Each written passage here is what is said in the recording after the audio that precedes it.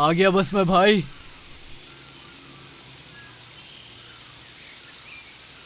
अरे भाई आप कहाँ चले गए? कहाँ है मेरे भाई, कहाँ है मेरे फ्रेंच फ्राइज बताएं। ये कैसे भूल गया मैं।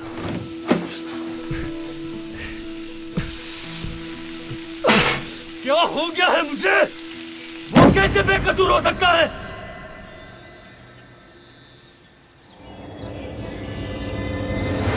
भाई मैंने कुछ नहीं किया, मैं बेकसूर हूँ भाई, बेकसूर। डरो मत भाई। भाई मैंने हरगिज तुम्हें नहीं कहा। मैंने कुछ भी नहीं किया भाई, कुछ भी नहीं किया, कुछ भी नहीं किया मैंने भाई। अपनी आंखें खोलो ज़ैर। कुछ भी नहीं किया भाई मैंने। डरो मत बिल्कुल भी। नाराज नहीं हूं तुमसे मैं तो बस खुद से नाराज हूं कि कुछ भी ठीक नहीं कर पाया। चलो आओ, गले लगो, आ जाओ मेरे भाई।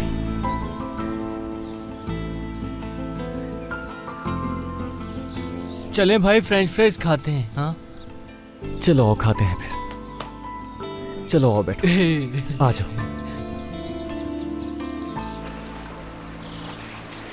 आजाद हो गया मैं, आखिर आजाद हो गया। तुम्हारी लाख कोशिशों के बावजूद भी मैं आजाद हो गया हूं आज।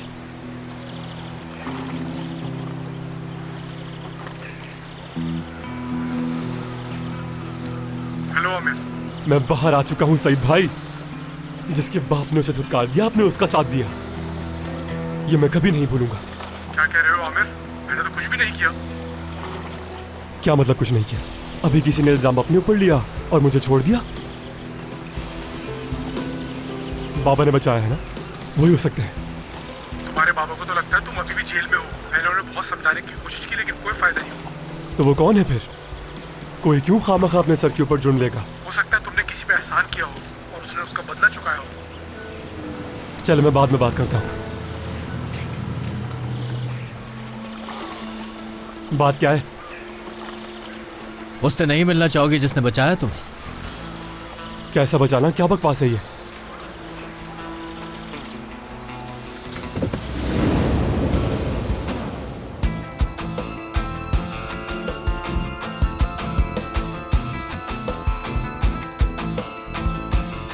कहा था ना कि फौजों में सिर्फ मेरी हुकूमत चलती है बेटा।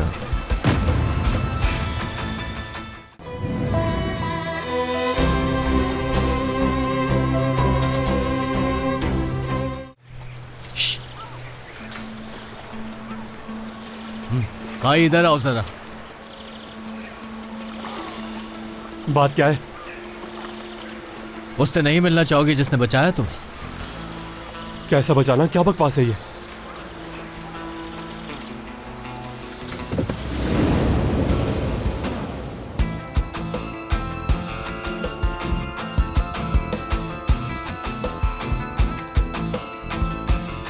कहा था ना कि फौजों में सिर्फ मेरी हुकूमत चलती है बेटा।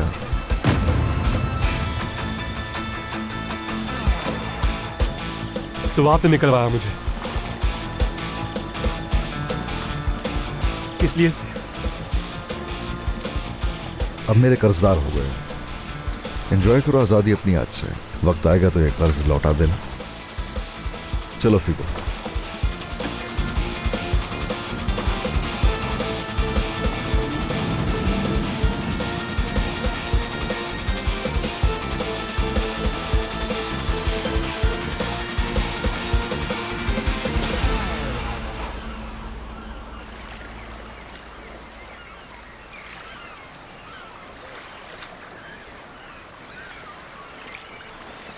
हाँ ये वाला पैकेज मुझे थोड़ा ठीक लग रहा है।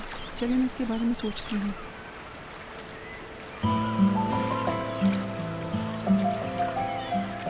हेलो, आप कैसी हैं? हेलो, खुश आमदीद। बहुत शुक्रिया। मैं योगा और मेडिटेशन क्लास के हवाले से आई हूँ, लेकिन मैंने पहले ये सब कुछ कभी किया नहीं है। कोई बात नहीं, हमारा ट्रायल सेशन शुरू होने वाला है। आप चाहें तो ज्वाइन कर सकती हैं। ओह क्या वाकई? जी। ये अच्छा हो जाएगा, लेकिन मैं तो अभी तैयार होकर भी नहीं आई। ये कपड़े ठीक रहेंगे इसके लिए? मेडिटेशन की क्लास के लिए तो कोई बात नहीं, लेकिन योगा में आपको थोड़ा मसला हो सकता है। चलिए अच्छा है। आप करेंगी तो आपको आइडिया हो जाएगा। सुपर, ठीक है, बहुत बहुत शुक्रिया। आपका भी शुक्रिया। हारून साहब। वर्दा साहिबा, और अच्छा लगा आपको यहाँ देखकर। क्या आप भी यहाँ योगा करते हैं? हाँ करता हूँ। ये जैसे ही वक्त मिलता है मुझे, मैं बस आ जाता हूँ यहाँ, अपने दिमाग को फ्रेश करता हूँ यहाँ आके। वैसे सच कहूँ तो हम दोनों का यहाँ आने का मकसद एक ही है। इंशाल्लाह सब ठीक हो जाएगा। मुझे भी उम्मीद है ठीक हो जाएगा। चले, ख्याल रखिएगा। शुक्रिया, फिर मिलते हैं।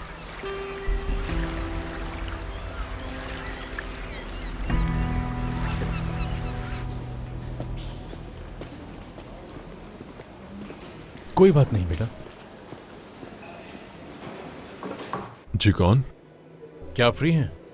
अरे भाई, उस दिन के बाद से तो तुम्हारा कोई अता पता। डॉक्टर साहब, आज मैं आपको अपनी बेटी से मिलवाना चाहता हूँ। खुश आमदीद। ये है आयशा। खुश आमदीद। और ये डॉक्टर एरहान।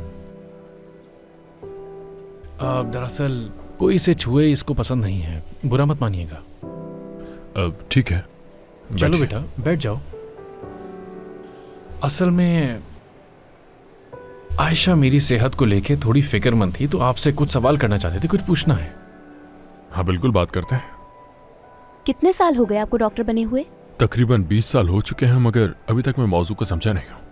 आपके स्कूल में क्या मार्क्स आए थे? उसके बाद कौन सी यूनिवर्सिटी ज्वाइन की आपने? मैंने अपनी तालीम दूसरी पोजीशन के साथ मुकम्मल की और न्यूरोलॉजी मैंने सॉर्बन यूनिवर्सिटी से मुकम्मल किया है। ठीक है, अभी तक आप कितने मरीजों का इलाज कर चुके हैं? इसका जवाब देना तो मुश्किल है, लेकिन ये कह सकते हैं कि हजारों मरीजों का। ठीक है, बहुत शुक्रिया। जिम, आपकी बेटी तो वाकई बहुत कमाल है। यूनिवर्सिटी में भी मुझे इतने पसीने नहीं हैं जितने इनसे बात करके आ चुके हैं। मेरे बाबा मरेंगे तो नहीं ना?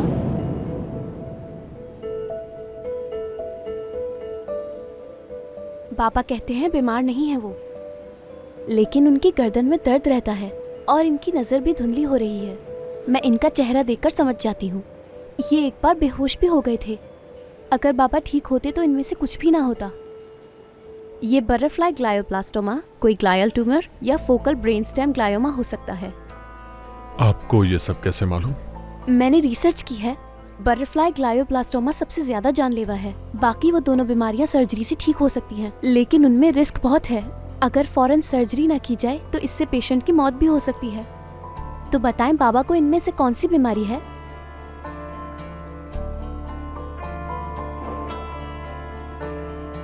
आयशा बेटा, इन अलामात का मतलब ये हरगिज़ नहीं कि इन्हें कोई जानलेवा बीमारी है। तो फिर ये सब बाबा के साथ क्यों हो रहा है? हो सकता है कि उस दिन आपके बाबा ने कुछ ज्यादा ही खा लिया हो तो इसीलिए। और कभी कभार जब आप ज्यादा खाना खा लेते हैं तो आपके दिमाग की तरफ खून का बहाव कम हो जाता है, जिसकी वजह से आपको बेहोशी और स्ट्रेस का सामना करना पड़ सकता है। यानी मेरे पापा को कोई बीमारी नहीं? बाबा आप बिल्कुल ठीक हैं, आपको कुछ भी नहीं होगा। मैं नहीं मरूंगा बेटा। चलो मेरी जान, यहाँ बहुत देर हो गई, अब घर चलते हैं। अली जान भी हमारा बाहर इंतजार करते करते थक गया होगा। आपके वक्त का बहुत शुक्रिया डॉक्टर। कोई बात नहीं, मुझे फोन कीजिए। ठीक है, बहुत शुक्रिया। खुदा हाफिज। चलो बेटा। बेटा, मैं जरा एक मैसेज का जवाब दे दूं। जिम अंकल, मैं इस बोझ के सहारे नहीं जी पा रहा, मुझे आपसे बात करनी है। ठीक है, चलो आ जाओ।